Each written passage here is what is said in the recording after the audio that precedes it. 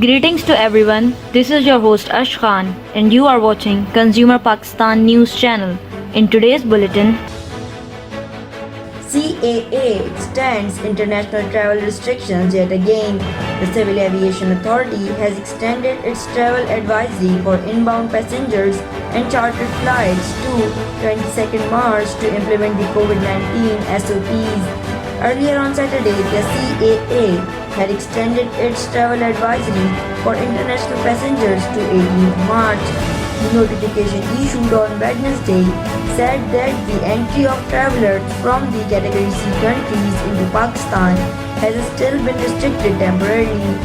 The passengers from Category C countries will only be allowed entry after providing a NOC from the National Command and Operation Center and a COVID-19 PCR test report. The passengers coming from the Category A countries do not require COVID-19 PCR test reports. However, travelers to Pakistan from the countries that are not in the A and C categories will need to furnish a COVID-19 PCR test taken a maximum of 72 hours before commencing their journey to Pakistan. UN reveals an alarming number of child deaths due to COVID-19 in South Asia. Based on the findings that were published in the report labeled Direct and Indirect Effects of COVID-19 Pandemic and Response in South Asia, the governing body explored population densities focused on Pakistan, Afghanistan, Nepal, Bangladesh, India, and Sri Lanka, where more than 1.8 billion people live.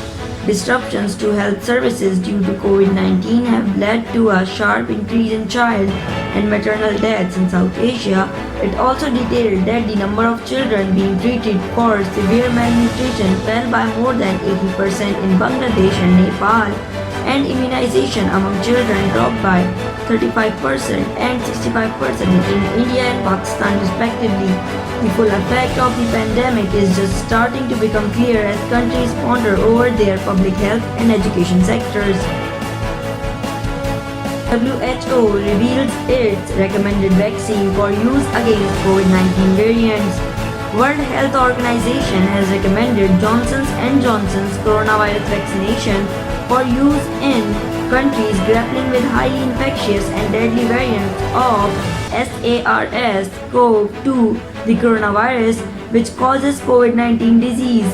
WHO's Strategic Advisory Group of Experts on Immunization met earlier this week and recommended the single-shot J&J COVID-19 vaccine that can be stored at regular refrigeration rather than ultra-cold temperatures. J&J's vaccine is the first single-dose and overall third coronavirus vaccine to be approved by WHO. The other two doses coronavirus vaccines approved by the WHO have been developed by Pfizer-BioNTech and AstraZeneca Oxford. Prime Minister Imran Khan gets vaccinated for COVID-19.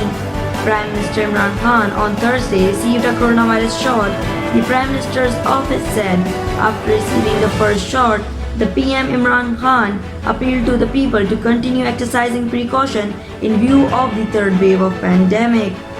Earlier this week, President Arif Alvi and his wife Samina Alvi had been administered the vaccine. After receiving vaccine, the president said that the vaccines were being administered according to age in Pakistan. Facebook announces changes.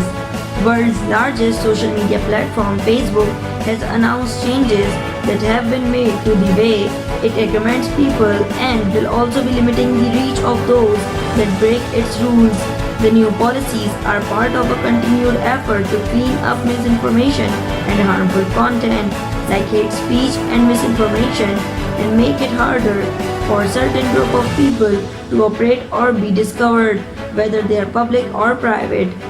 When a group repeatedly breaks these rules, Facebook will take it down entirely.